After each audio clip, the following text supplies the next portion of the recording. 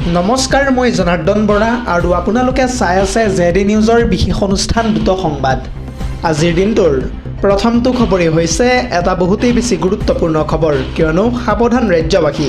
পুনৰবাৰ ৰাজ্যত আৰম্ভ হৈছে উচ্ছেদ অভিযান। ইতিমধ্যে ৰাজ্যত উচ্ছেদ চলাবলৈ এক প্ৰকাৰ সম্পূৰ্ণৰূপে সাজু হৈ পৰিছে প্ৰশাসন।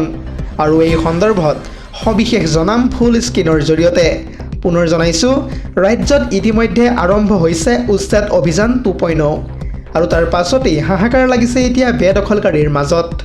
জিলাই জিলাই উচ্ছেদৰ বাবে সাজু হৈ পৰিছে প্ৰশাসন।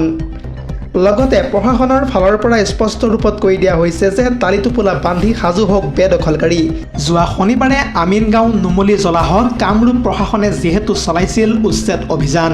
এটা জৰুৰী খবৰ জনাই আছোঁ এই মুহূৰ্তত, আৰু এইবাৰ এটা এটাকৈ চিনাক্ত হোৱা বাংলাদেশীক বিতৰণ কৰা হ'ব অসমৰ পৰা। পশ্চিমবংগত যেতিয়াৰে পৰা কাটাতাৰৰ বেৰ হ'ব, আমাৰ সীমান্ত একেবাৰে সুৰক্ষিত হ'ব।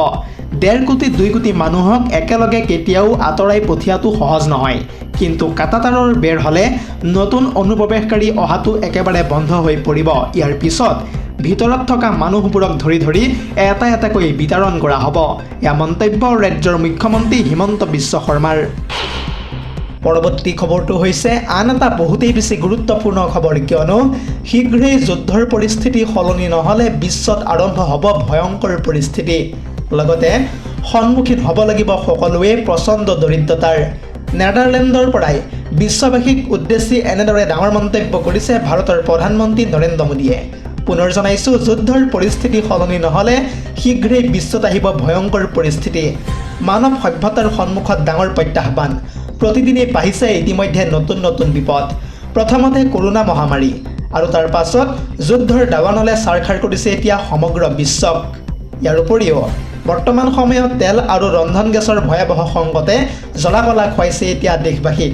সাৱধান, চলিত দশকটো মানৱ ইতিহাসৰ বাবে আটাইতকৈ অভিশপ্ত আৰু বিপদজনক দশক। সময় থাকোঁতেই পৰিস্থিতি নিয়ন্ত্ৰণ নকৰিলে ধ্বংস হৈ পৰিব বিশ্বৰ অৰ্থনীতি। লগতে চকুৰ প্ৰচাৰতে দৰিদ্ৰতাৰ আন্ধাৰলৈ ঠেলি দিয়া হ'ব বিশ্বৰ কোটি কোটি জনতাক। যুদ্ধ আৰু সংকট বন্ধ নহ'লে ভোকৰ জ্বলাত ছটফটাই মৰিব লাগিব লাখ লাখ মানুহ। এই দশকটো বিশ্ববাসীৰ বাবে ভয়ংকৰ বিপদৰ এটা দশক। যদি এই পৰিৱেশ পৰিস্থিতি শীঘ্ৰেই সলনি নহয়, তেন্তে ভয়াৱহ সংকটৰ মুখামুখি হ'ব লাগিব বিশ্ববাসী। বিশ্বৰ কোটি কোটি লোক দৰিদ্ৰ হৈ পৰিব এনে ক্ষেত্ৰত। নেদাৰলেণ্ডৰ পৰাই এনেদৰে এতিয়া বিশ্ববাসীক উদ্দেশ্যি কেতবোৰ মন্তব্য কৰিছে ভাৰতৰ প্ৰধানমন্ত্ৰী নৰেন্দ্ৰ মোদীয়ে। পৰৱৰ্তী খবৰটো হৈছে আন এটা বহুতেই বেছি গুৰুত্বপূৰ্ণ খবৰ, কিয়নো পাকিস্তানৰ সেনাক এইবাৰ কঠোৰ সকিয়নি প্ৰদান কৰিছে ভাৰতীয় সেনাপ্ৰধান তথা উপেন্দ্ৰ ত্ৰিবেদীয়ে। উপেন্দ্ৰ ত্ৰিবেদীয়ে এই সন্দৰ্ভত কি কৈছে সবিশেষ জনাম ফুল স্ক্ৰীনৰ জৰিয়তে। পুনৰ জনাইছোঁ, পাকিস্তানলৈ ভাৰতীয় সেনাপ্ৰধানৰ চৰম সকিয়নি। সন্ত্ৰাসবাদৰ প্ৰশ্নত পাকিস্তানক কঠোৰ সকিয়নি প্ৰদান জেনেৰেল তথা উপেন্দ্ৰ ত্ৰিবেদীৰ। সন্ত্ৰাসবাদ বন্ধ নকৰিলে অস্তিত্ব হেৰুৱাই পেলাব লাগিব এইবাৰ পাকিস্তানে। পুনৰ ভুল কৰিলে পাব তাতোতকৈও বেছি ভয়ংকৰ প্ৰত্যুত্তৰ। ভাৰতৰ বিৰুদ্ধে সন্ত্ৰাসবাদীক আশ্ৰয় দিয়া বন্ধই নকৰিলে পাকিস্তানে ইয়াৰ পৰিণাম কিন্তু ভুগিব লাগিব। নীতি সলনি নকৰিলে বিশ্বৰ মানচিত্ৰৰ পৰা একেবাৰে হেৰাই যাব লাগিব পাকিস্তান। এই বিশেষ দিনটোতে পাকিস্তানক এনেদৰে এতিয়া চৰম সকিয়নি দিছে ভাৰতীয় সেনাপ্ৰধানে। কেৱল ইমানেই নহয়, ভূগোলৰ অংশ হ'ব বিচাৰে নে ইতিহাসত বিলীন হ'ব বিচাৰে, সেয়া পাকিস্তানে নিজেই বিবেচনা কৰক। পাকিস্তানক স্পষ্ট আৰু পোনপটীয়াকৈ এক প্ৰকাৰ বাৰ্তা প্ৰদান কৰিছে এনেদৰে ভাৰতীয় জেনেৰেল ত্ৰিবেদীয়ে। সন্ত্ৰাসবাদৰ বিৰুদ্ধে ভাৰত যে অলপো কোমল নহয়, তাক পুনৰ প্ৰমাণ কৰিছে এইবাৰ সেনাপ্ৰধানে। সীমান্ত উত্তেজনাৰ মাজতে ভাৰতীয় সেনাপ্ৰধানৰ এই মন্তব্যক লৈ চাৰিওফালে চলিছে এতিয়া তীব্ৰ চৰ্চা। পৰৱৰ্তী খবৰটো হৈছে আন এটা বহুতেই বেছি গুৰুত্বপূৰ্ণ খবৰ, কিয়নো PM কিষাণ আঁচনিৰ অন্তৰ্গত 23 নং কিস্তিৰ ধনক লৈ আহি পৰিছে এই মুহূৰ্তত এটা ব্ৰেকিং নিউজ। কিয়নো দেশৰ কোটি কোটি কৃষকৰ বাবে শীঘ্ৰেই হয়তো আহিব ভাল খবৰ। জুন মাহতেই সোমাব পাৰে PM কিষাণ নিধিৰ 23 নং কিস্তিৰ ধন।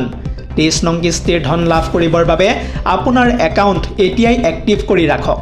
লগতে আপোনাৰ একাউণ্ট যদিহে এতিয়ালৈকে EKYC কৰা নাই, তেন্তে এতিয়াই KYC আপডেট কৰি লওক। ইয়াৰ উপৰিও পঞ্জীয়ন নকৰা কৃষকে এইবাৰ নাপাব 23 নং কিস্তিৰ ধন।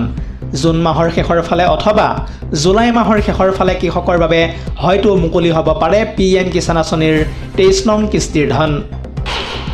পৰৱৰ্তী খবৰটো হৈছে আন এটা বহুতেই বেছি গুৰুত্বপূৰ্ণ খবৰ, কিয়নো ইতিমধ্যে পোহৰলৈ আহিছে নিটকাণ্ডৰ ন তথ্য। NTAৰ বিশেষজ্ঞই ফাদিল কৰিছিল হেনো প্ৰশ্ন কাকত, আৰু এই সন্দৰ্ভত A to Z তথ্য জনাম ফুল স্ক্ৰীনৰ জৰিয়তে। পুনৰ জনাইছোঁ, নিটৰ প্ৰশ্ন কাকত ফাদিলৰ ঘটনাৰ নতুন মূৰ। CBIৰ তদন্তত পোহৰলৈ আহিছে নিটকাণ্ডৰ নতুন তথ্য। NTAৰ পৰীক্ষক তথা PV কুলকাৰ্ণীৰ লগতে আন এজন বিশেষজ্ঞই ফাদিল কৰিছিল হেনো প্ৰশ্ন কাকত। এটা জৰুৰী খবৰ জনাই আছোঁ এই মুহূৰ্তত। লগতে বিশেষজ্ঞ মনীষা মান্ধাৰীয়ে ফাদিল কৰিছিল এখনৰ পাছত আন এখন প্ৰশ্ন কাকত। ইতিমধ্যে অভিযুক্ত তথা মনীষা মান্ধাৰীক দিল্লীৰ পৰা গ্ৰেপ্তাৰ কৰিছে CBIয়ে। ইফালে এই ঘটনাক লৈ কেন্দ্ৰীয় শিক্ষামন্ত্ৰীক তীব্ৰভাৱে সমালোচনা কৰিছে বিৰোধী দলপতি ৰাহুল গান্ধীয়ে।